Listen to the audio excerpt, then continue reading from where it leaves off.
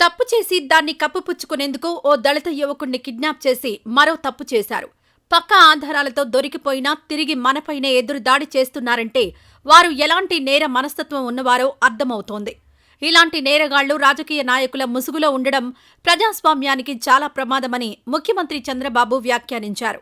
ప్రజల నుంచి వినతులు స్వీకరించేందుకు టీడీపీ కేంద్ర కార్యాలయానికి వచ్చిన ఆయన అందుబాటులో ఉన్న నేతలతో సమావేశమయ్యారు. ఈ సందర్భంగా వంశీ అంశాన్ని నాయకులు ప్రస్తావించగా చంద్రబాబు కీలక వ్యాఖ్యలు చేశారు. అధికారంలో ఉన్నప్పుడు కిడ్నాప్లు, దారుణాలు చేశారని చంద్రబాబు అన్నారు. లా అండ్ ఆర్డర్ను పక్కన పెట్టేసి పోలీసులను ప్రతిపక్ష నాయకులపై దాడులకు ఉపయోగించారని మండిపడ్డారు.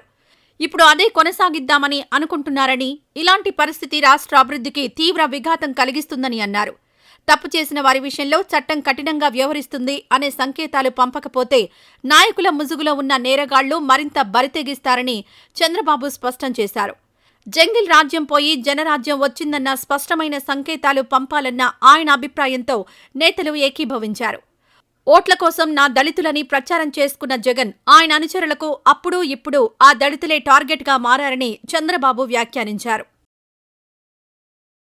ఈ వీడియో నచ్చితే లైక్ చేయండి. అలాగే మా ఛానల్ ని ఫస్ట్ టైం కనుక చూస్తున్నట్టయితే ఇప్పుడే సబ్స్క్రైబ్ చేసుకుని పక్కనే ఉన్న గంట సింబల్ ని యాక్టివేట్ చేసుకోండి. అప్పుడే మేము పెట్టే ప్రతి వీడియో మీకు నోటిఫికేషన్ గా వస్తుంది. అలాగే ఈ వీడియో పూర్తిగా చూసినందుకు ధన్యవాదాలు.